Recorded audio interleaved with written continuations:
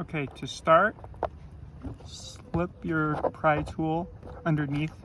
You'll notice that on one side there's a lip, so you'll want to get under that one, and you'll just kind of work your way under. I'm going to turn off the video so I can use both hands. Here's the picture of the piece with the side that you're trying to prop out. So you've got that on both sides. So you just want to work your way down through here and then over to there and pop it out. Once you get that cover off, you've got one more additional cover. I found that a little pry tool where you're working from the side, where you just kind of go back and forth.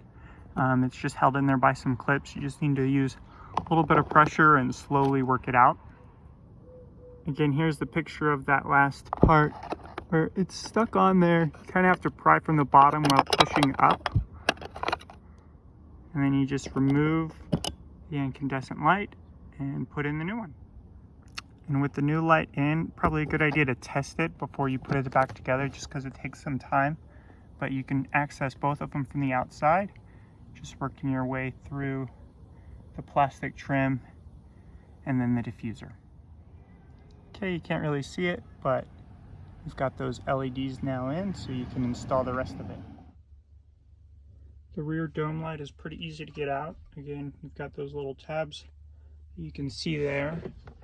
It'll be in like that. Oops, like this. So you've got the tabs on both sides, but you've got little nibs on the bottom where you can work a pry tool in, push those out, and then it'll fold down. So I've already installed the light back there. So now just put that cover back on. You see the part to adjust just on the sides. You have to work your way in until you can pop that off. Show it in just a second. I found that it works easiest if you go in and then go to the side and pop up, and then you can kind of work your way around to get the rest of it. Just to show, it has clips right there on the end that are sticking in, so you're going to have to work both to the top and the bottom, pop those out, and then it just slides forward. With this one, you just slide it in, and then you'll slowly work your way around to get that one out as well. There'll be a hook up here at the top. You'll have to get a little pliers, wedge it in there, and then it'll slide right out. And then at this point, you can try to either grab that. You can also work your way around these other edges, loosen those up, and it'll slide right out.